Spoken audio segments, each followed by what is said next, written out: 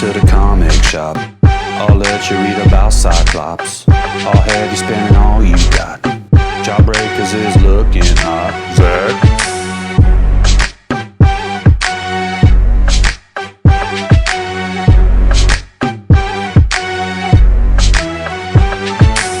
Tag team back again. Check it to wreck it. Let's begin. Party on, party people. Let me hear some noise. Legit's in the house. Jump, jump, rejoice. Time for another awesome comic. We've talked about Image. We've talked about Marvel. We've talked about DC. Let's talk about event comics. Bam. This is how popular comic books were in the early to mid 90s. Was that everybody after Image jumped up and just exploded the scene out of nowhere. Every truly creative person in the industry was trying to get on that bandwagon and saying we need to release our own comics because that's how you make real money.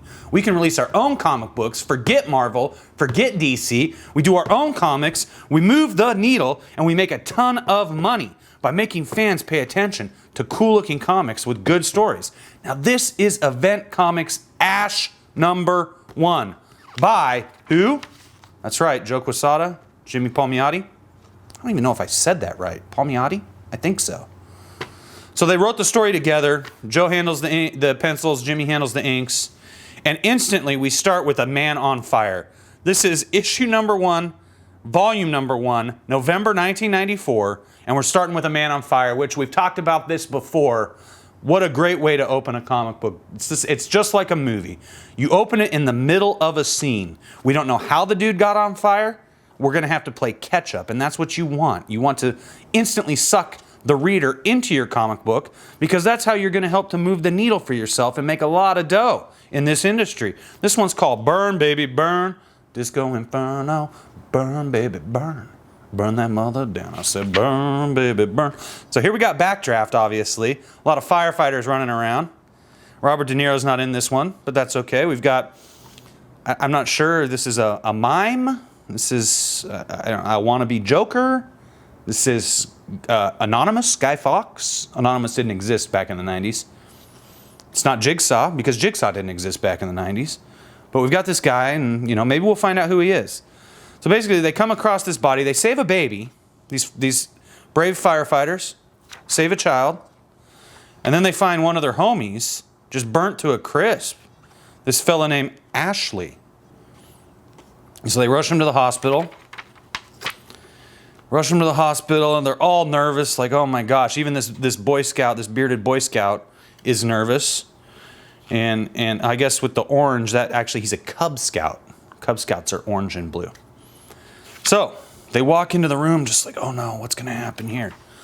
Ashley's just fine. How is this possible? How did he go from burnt to a crisp to just fine? We don't really know. But he's got a homeboy who's in here with him for some reason. Mike, I know you can't hear me. This is all my fault. It should be me in this bed instead of you. But it's not, and I don't know why.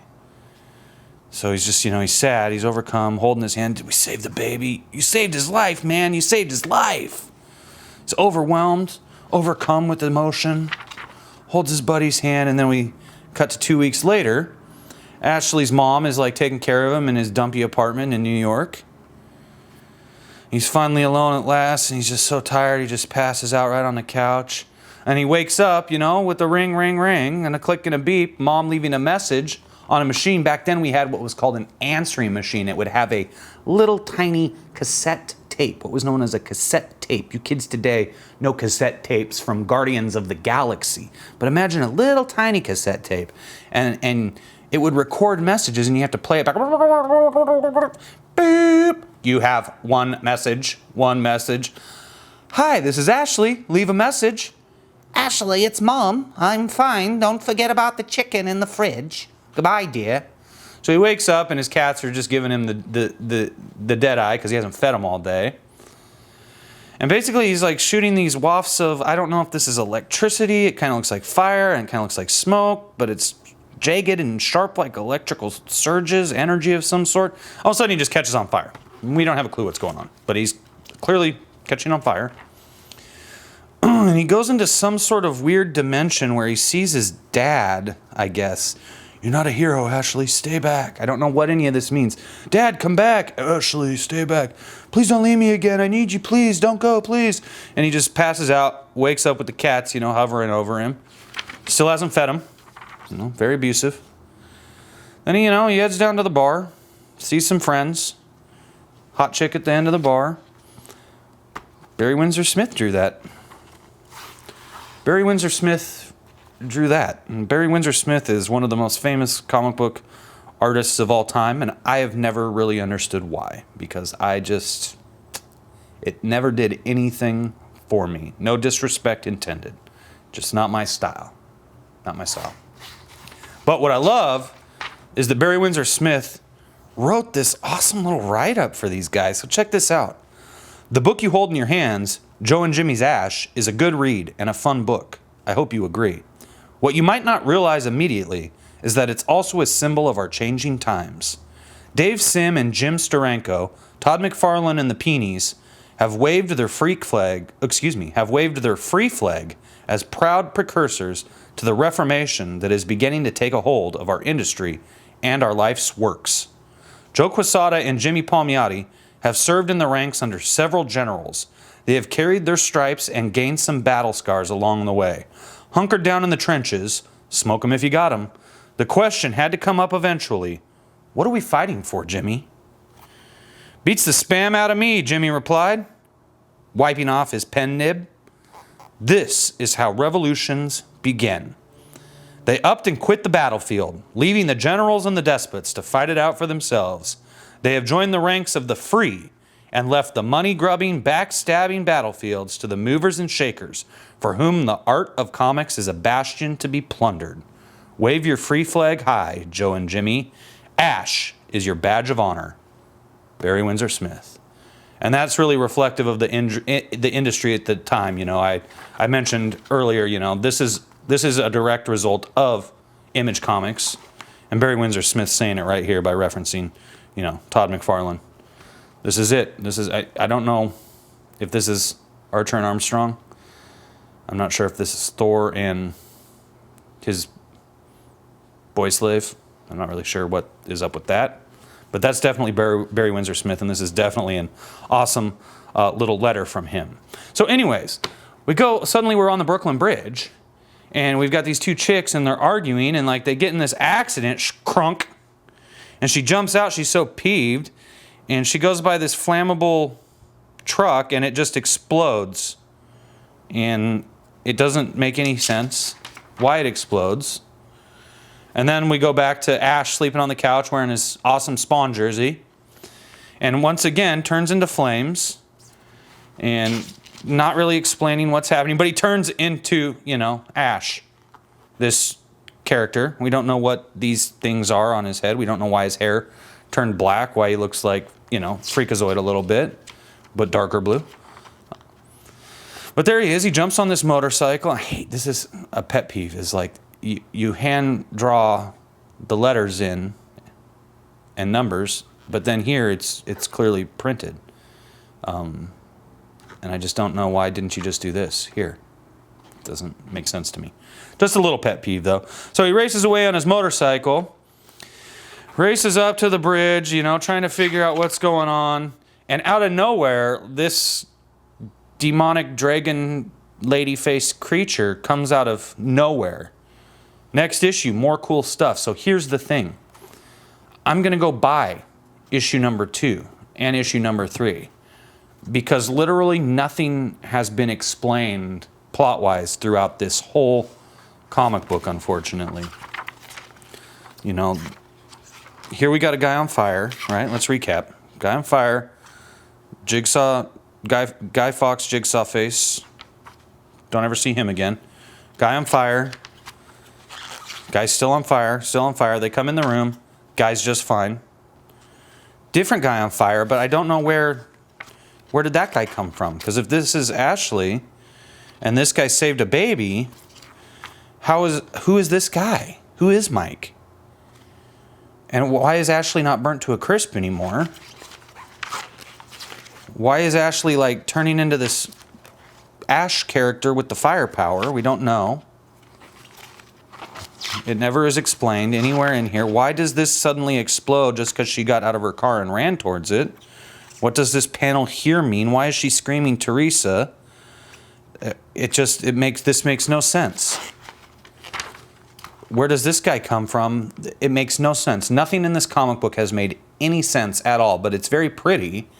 And it's you know, the theory of the umbilical cord, you know. There's an umbilical cord from Joe Quesada and Jimmy to us, the reader. And if that umbilical cord is ever severed by not allowing us to know where we are in the story, we start to lose interest. This happens in movies rather rapidly when you watch a movie and you start to lose what's going on in the movie. Where are we in the plot? We don't quite understand. Things are happening that we don't understand. And not in a good way. Not like when we jump into the middle of a scene, like when we open this up and immediately we've got a guy on fire. This is drawing us into the story and is putting us in a position where we're halfway into a scene. So we want to know what happened on this page. What happened to make this guy like this? Well, a good artist is going to tell us what happened. Unfortunately, we don't ever quite get to that at any point in time in the story. We never really understand what's going on. We don't understand why Ashley is turning into this gentleman with the cool Freakazoid hair and the awesome deep blue suit. But it looks cool, and so we're interested in it. And that's the reason I'm going to go pick up Ash number 2 and number 3, is just to see, did a story actually get told here? Now, this comic only ran for 6 issues. There were a couple other miniseries with Ash that they did. They promised that there would be an ongoing series, but that never ended up materializing. I don't know if Event Comics folded, if it just went dormant. I'm not sure whatever happened to the Ash character. So I'm kind of curious to see how did this get resolved, because Quesada's art is so good. And the story is, you know, it's making me want to know, you know, I want to know. Predominantly, I want to know, I don't know what 22 Brides is. Ringing alternative folk flavor with the force of lean post-psychedelic rock. Join the wedding party. I don't know if these people got married. I don't know if this lady married this gentleman, but I guess you'll find out if you pick up that 22. Anyway, screw that. Let's talk about this. This is what I want to know. Oh, see, look, a lot of cool stuff to read in here too, guys. Don't forget, you got a lot to read. I want to know what's up with this creature. I want to know, is hell coming to the real world? Is he going into hell? Is this like Constantine, where he can see both worlds? I don't know. I want to know. That should have been revealed in this issue, because it didn't give me enough to hold on to. And the only reason I'm going to buy the second issue is to find out what happened, and because it's only 50 cents. If this was $2.50 though, I would have been checked out. And that might tell you a reason why Ash never really had a real run like it was supposed to in an ongoing series. No matter how great Quesada and Palmiotti's art is, it's the story, it's the play that counts. It's the play that's the thing. And you can have all the great art in the world, but without a story that compels a person and draws them in to want to find out more, you end up just doing 6 issues and promising an ongoing series that never ends up developing. But that doesn't take anything away from the art. It sure looks beautiful. So anyways, if you read Ash, please let me know how many issues of this I should buy, if any more, in the comments below. If you never read Ash and you decide to go pick this up at your comic book shop, let me know what you thought of it.